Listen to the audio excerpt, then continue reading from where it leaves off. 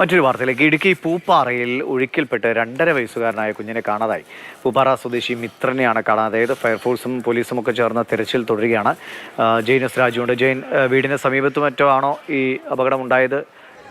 തിരച്ചിൽ പുരോഗമിക്കുകയാണോ? ദിവിഷ, ഏറ്റവും പുതിയ വിവരം ലഭ്യമായിട്ടുണ്ട്. ആ കുട്ടിയെ കണ്ടെത്തി, പക്ഷേ ജീവൻ രക്ഷിക്കാൻ കഴിഞ്ഞില്ല എന്നുള്ളതാണ്. പൂപ്പാറ മൂലത്തറ ഭാഗത്ത് താമസിക്കുന്ന കണ്ണൻ ഭുവനേശ്വരി എന്നീ ദമ്പതികളുടെ 2.5 വയസ്സുള്ള മിത്രൻ എന്ന കുട്ടിയാണ് മരിച്ചത്. ഇവരുടെ വീടിന് സമീപത്തുകൂടിയാണ് ഈ പുഴ ഒഴുകുന്നത്.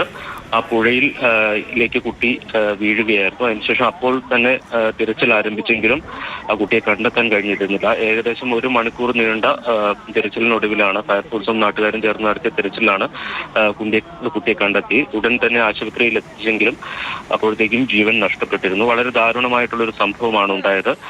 വീടിന്റെ മുറ്റത്ത് കളിച്ചുകൊണ്ടിരുന്ന കുട്ടി അബദ്ധവശാൽ ഈ പുഴയിലേക്ക് വീഴുകയായിരുന്നു. നല്ല കുത്തൊഴുക്കുള്ള അല്ലെങ്കിൽ പാറക്കെട്ടുകൾ നിറഞ്ഞ ഒരു പുഴയാണ്. ഈ സമയത്ത് വെള്ളം കുറവായിരുന്നെങ്കിലും നല്ല ഒഴുക്കുള്ള ഒരു ഭാഗത്താണ് കുട്ടി അപകടത്തിൽപ്പെട്ടത്.